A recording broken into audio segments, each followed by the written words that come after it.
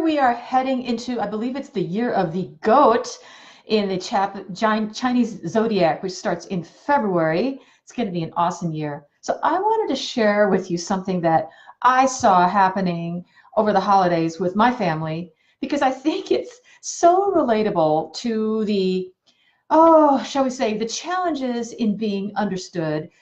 So if you've ever felt like you're trying to explain what you mean, you really are, you feel like you're being really clear and other people just aren't getting it, well, maybe this tip could be useful.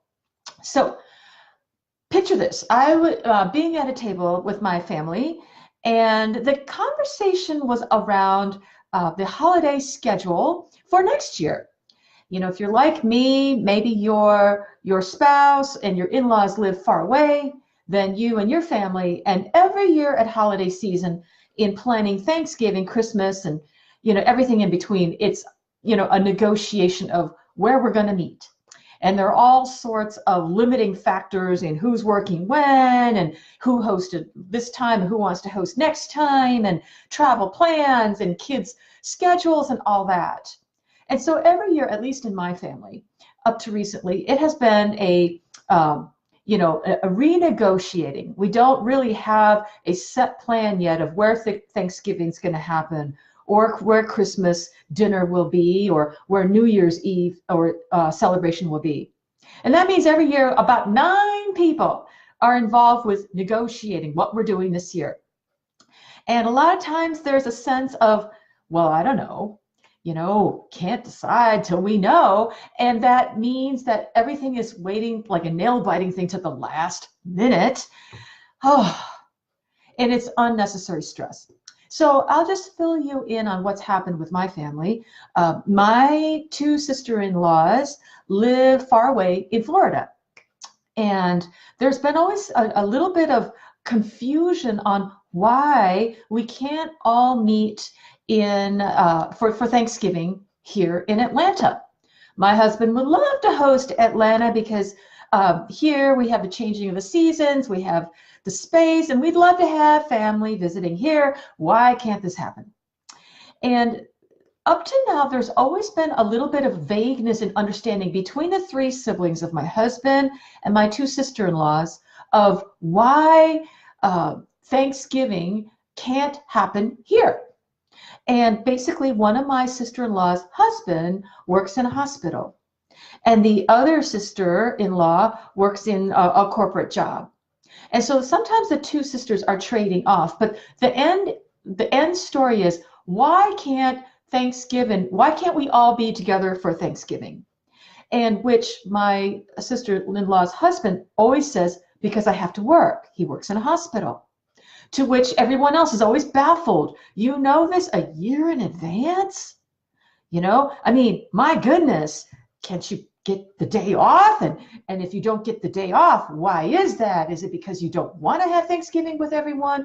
To which he replies, and he's getting more irate, y'all do what you want. I'm telling you, I already know pretty much a year in advance that I will be working on Thanksgiving.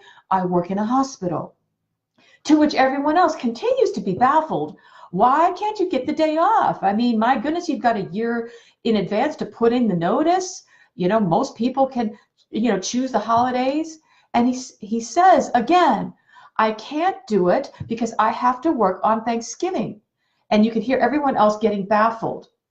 So this is an excellent example of when people are repeating themselves, being very clear. They think they're being really clear. He's saying pretty clearly, I can't take Thanksgiving off. I've got to work, right? Pretty straightforward. And everyone else hears him and hears the same and has the same reaction. Why do you know this a year in advance, right? I mean, most people, you can put in for the time off more than a year in advance. And there's this constant confusion and bafflement on both sides. You can hear the stress rising, and he is saying, look, I don't want to stop you guys. Go ahead and have Thanksgiving wherever you want it. I'm totally fine. I'm telling you, I have to work on Thanksgiving. So this conversation repeated in front of me at least half a dozen times this year. It repeats every year at least 10 times. throughout the year, because it's the same conversation that happens in January, February, March, April. As we get closer and closer to the holidays, it's the same. Why can't you get the time off? I have to work. And everyone says, well, can't you get the time off? And he says, I'm working on the holiday because I work in a hospital. And everyone is stressed and confused. How many of you have related to this? I'll tell you what's happening. People are repeating themselves and being very clear and being very emotional, and they think they're saying what they mean. Let me tell you the crux of the matter that finally came in this time, because this is making both sister-in-laws upset. My mother-in-law was confused. Everyone is looking at this one person saying, why can't you get the time off? And he's getting more upset, saying, look, I'm working, blah, blah, blah, blah.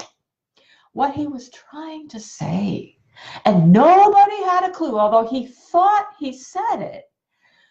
In certain hospital positions, you don't get to pick and choose which holiday you get off.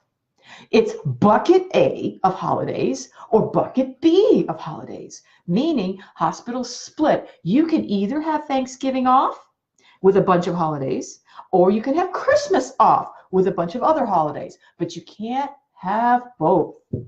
And what he was trying to say was, I've picked Christmas. I want to be with my family on Christmas. So I picked bucket B of holidays. That means I will always and forever probably be working on Thanksgiving. That nuance never got explained. Instead, everyone was repeating themselves over and over, getting more upset because he feels like he's conveyed and communicated something that never quite got across to everyone. And because once it got over the, basically, we were able to pull out why. Sometimes when you ask people why, they get more defensive. I told you, I always need to work on Thanksgiving. I work in a hospital. You can feel the emotionality, right? We were able to tease out of him what he was trying to say is, I really want Christmas. I have to pick and choose between bucket A and bucket B. And if he was also trying to say, I don't want to stop you guys, right? And people here didn't quite hear that part. It felt like, well, what's wrong with you? Once we were able to tease out this nuance that he really didn't have a choice, it's bucket A or bucket B, then people said, oh, and he said, I've been trying to tell you. And everyone else was like baffled, like this is the first we've heard of this in 3 years. And so this is what I want to encourage you all. There is a difference between repeating yourself and being redundant. If you feel like you're trying to explain your position, whether it's, folks, go ahead and have Thanksgiving without me, I don't want to stop you, right? I mean, I can totally understand that.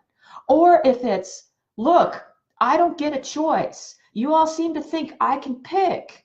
And, you know, it's, if you're saying the same things over and over and people still aren't understanding, try redundancy. Say the same thing a different way. And what I observed is a lot of times when there are these constant log jams of communication, what's happening with me, my family, and my clients, people are repeating themselves quite clearly.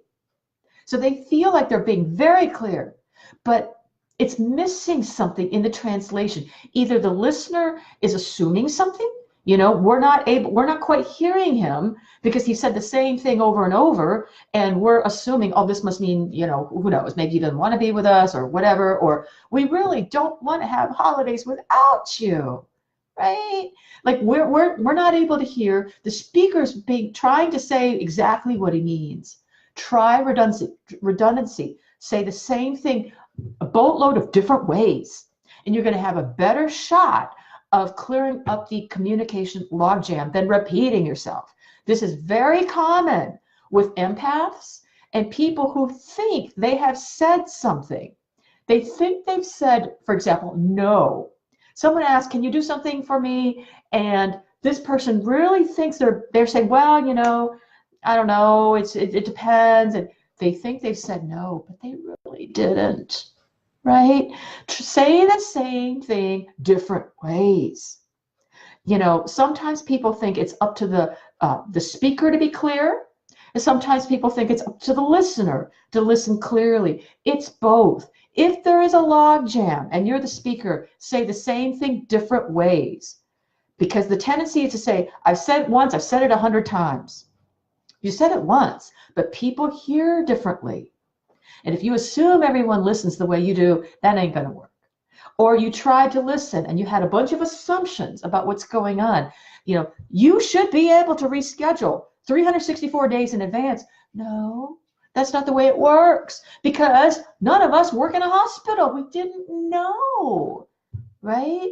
Things are much more nuanced than we think. So this is a long roundabout way of saying, if you notice you're having these communication log jams, try saying the same thing a different way. Use different words, different analogies. We finally understood the concept of bucket A and bucket B of holidays. And oh my God, made such a difference. Now we get it. And then we can strategize, what do we want to do now? Okay? So hope you guys are having an awesome holiday season. This is a time for celebration, connection, and I look forward to hearing more what's going on with you in the new year. Rock on. Thanks. Bye.